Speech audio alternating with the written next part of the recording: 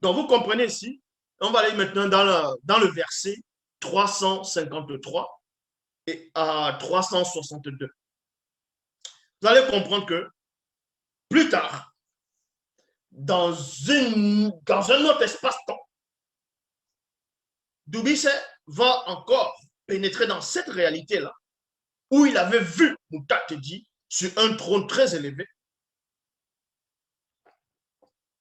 Et vous allez comprendre que Bibel et Kalata Dubicet, qui est un, ne tâtonnent pas. Remarquez ici que la première fois, bon, la scène que Dubicet avait contemplée quand Dubicet a vu Moutatedi sur le trône, donc sur le Djopele et Petit, dont il a fait asseoir son pouvoir, sa magnificence, sa puissance. C'était dans une autre réalité ineffable. Il a perçu cela, il a vu, il a pénétré. Et une autre fois, il va encore pénétrer dans la même réalité, mais sauf qu'il va voir autre chose.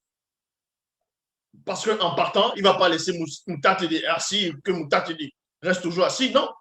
Puisqu'on vous a décrit que ces séraphins, ces Waya étaient là. Ils étaient en train d'accomplir une cérémonie. C'était une cérémonie que je ne vais pas vous décrire ici. La cérémonie, là, ça symbolisait quoi? Je ne vais pas tout vous dévoiler ici en direct. Donc, sans cela, ou dans le verset 353 et 362, il est dit ici, dit Bangané et bien il me transportait de nouveau dans la réalité indescriptible, donc inimaginable, ineffable, où j'avais vu Moutatedi. Mais cette fois-ci, je vis Moutatedi debout. Donc, la fois précédente, il avait vu Moutatedi en compagnie d'un puissant Djopele et Petit dans trône, assis dont il fait asseoir sa puissance. Mais cette fois-ci, il ne voyait pas le Djopele et Petit. Il a juste vu Moutatedi debout. Avec lui qui, avec Moutatedi, une multitude de Sangwa Tumba, c'est-à-dire les archanges. Parce que les témoins, ceux qu'on appelle les témoins de Jéhovah, dans les témoins du démon, ils vont vous dire que Jésus-Christ, c'est l'archange Michel. Et oui, les témoins de Jéhovah disent que Jésus-Christ, c'est l'archange Michel, qu'il n'y a qu'un seul archange, il n'y a pas plusieurs archanges. Parce qu'avant, ils disaient que non, Jésus n'est pas le Fils de Dieu, que c'est le premier ange, qu'après lui, il n'y a pas d'autres anges. Après, ils changent, ils modifient au fur et à mesure. Ils donnent même ils donnent des prédictions de la fin du monde, ça n'arrive pas, ils changent au fur et à mesure. Et pourtant, dans les fausses Bibles, ils disent que personne ne connaît le jour de la fin. Mais bon, dans le visible. Oui. Et ces témoins de Jéhovah, ils vont vous dire que Jésus-Christ, c'est le seul archange, qu'après lui, il n'y a pas les archanges. Et pourtant, quand vous lisez dans les Bibles actuelles classiques, dans le livre de Daniel, on vous apprend que l'archange Michel, le défenseur des enfants du peuple, à un moment, il y avait un ange, bon, l'homme vêtu de lin, selon les Bibles actuelles classiques, un homme vêtu de lin, qui est apparu à Daniel et il apportait une réponse à Daniel, au prophète Daniel. Et cet ange-là cet homme vêtu de lin donne la révélation à Daniel en disant que personne n'est venu m'aider, excepté Michael, l'un des principaux chefs. L'un des principaux chefs, donc Michael, qui est l'un des principaux chefs. Mais quand on dit l'un des principaux, ça veut dire qu'il y a plusieurs comme lui. Est-ce que vous comprenez? Zoula ne joue pas avec les mots. Il y a plusieurs comme lui. Les témoins de Jéhovah, ils ne comprennent rien, comme tous ces croyants-là, ces chrétiens, comme tous, peu importe votre religion, vous ne savez rien du tout. On dirait que vous avez la bouillie dans le cerveau. Vous êtes là, les gens viennent écrire des romans, ils inventent des histoires, ils copient, ils falsifient, et là vous acceptez, vous vous mettez à prier des choses qui n'existent pas. En gros, des choses qui ne vont rien vous apporter. Vous vous asseyez, vous passez des années en train de prier des choses qui ne servent à rien. Est-ce que vous vous rendez compte? Vous priez des choses qui ne servent à rien. Parce qu'il y a des gens qui sont assis. Ils ont pris l'histoire du peuple noir. Ils ont commencé à falsifier, à rédiger, à modifier, à inventer des noms, à inventer des lieux de naissance, à donner des images à ces personnages. Et on vous met ces images pendant la colonisation, on fête vos ancêtres, vous grandissez maintenant, vous ne connaissez pas l'histoire, vous dites que voilà Dieu, voilà Jésus, voilà Paul, voilà Simon. On vous dit Jean, on vous dit Luc, on vous dit Pierre. Depuis quand un juif va s'appeler Pierre? Depuis quand un juif va s'appeler Jean? Depuis quand un juif s'appelle Jésus? Quand on dessine Jésus, le soi-disant Jésus, c'est toujours un Européen qu'on voit. Il ne ressemble pas à un juif. Il ne ressemble même pas à un juif. Il ressemble à un Européen, presque un Italien, mais pas un juif. Mais ça vous en tapez. Vous dites, c'est pas ça qui compte. Ce qui compte, c'est la foi. Quelle foi? Votre foi, elle est basée sur du mensonge. Votre foi, elle est basée sur la négation. Qu'est-ce que vous racontez? Vous racontez quoi? Donc, vous comprenez ici que les témoins de Jéhovah, ils vous disent que Jésus, c'est le seul archange, qu'après lui, il n'y a pas d'archange. Parce que même dans les propres Bibles, ils écrivent, ils ne comprennent même pas ce qu'eux-mêmes ils écrivent. Parce que quand vous lisez dans les épîtres de ce qu'on va appeler Paul, il va dire que à la dernière trompette, à la voix d'un archange.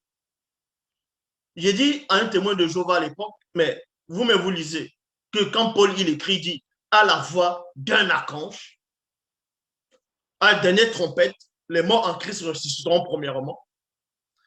Je dis, mais quand on dit à la voix d'un archange, mais quand on dit d'un, ça veut dire qu'il y a plusieurs, non? Le mot d'un, ça veut dire quoi? Et il va dire, ah non, non, non, dans ma Bible, c'est pas le. Dans les Bibles, ils vont modifier, ils vont dire à la voix d'archange. D'archange. Même quand on dit d'archange, ça veut dire qu'il y a plusieurs archanges. Bon. Ici, là, Doubicet est entré encore dans cette réalité. Là-bas, il a aperçu Moutatedi debout. Et avec Moutatedi, une multitude de Basangwa Tumba, donc archanges, qui brillaient. Parmi les Basangwa Tumba, donc parmi les archanges, je reconnus dans Doubicet, parmi les archanges qui étaient avec Moutatedi, Doubicet a reconnu quelques archanges. Mais quand on dit reconnu, ça veut dire qu'avant, il les avait vus quelque part, et puis quand il les revoit de nouveau, il les reconnaît.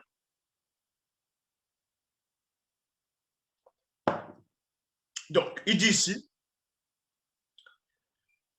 parmi ces archanges, je reconnus plutôt le puissant, le puissant et le terrifiant Sangwatuba, dont archange connu sous le nom de Munganga. Munganga. Munganga. Munganga, c'est qui? Munganga, on voit Munganga dans le livre de Tobit, dans la Bible, livre de Tobit, chapitre 18, au verset 15. Munganga, c'est un puissant archange. Il a reconnu. Je reconnus aussi le puissant et le terrifiant Sangwatubadon, archange, connu sous le nom de Méné. C'est-à-dire, on va traduire, eux ils vont traduire les biblistes, ça va donner Michael, dont l'archange Michel. Mais son nom ici, c'est Méné. Y compris les puissants et les terrifiants Basangwatubadon, c'est-à-dire archange Sunga. Sunga qui est Raphaël. Benengudi qui est Gabriel. Et Moyer qui est Uriel. Donc, il a donné la description. Il a vu ces archanges-là. Il a reconnu ces archanges-là. Et on voit cela dans Origine, chapitre 4, au verset 85. Donc, il poursuit d'ici. Les Basangwatuba, c'est-à-dire les archanges, avaient des aspects imposants et redoutables. Tout comme Moutatedi lui-même. Et voici Dibangane et Biedi m'amenèrent au milieu d'eux. Donc les deux formidables entités qui accompagnaient Dubuisset dans son voyage initiatique ont pris Dubuisset, donc Enoch, ils l'ont ramené devant, l'ont ramené au milieu de ces puissants archanges et auprès du Moutati. Et au milieu d'eux, j'étais stupéfait, émerveillé et épouvanté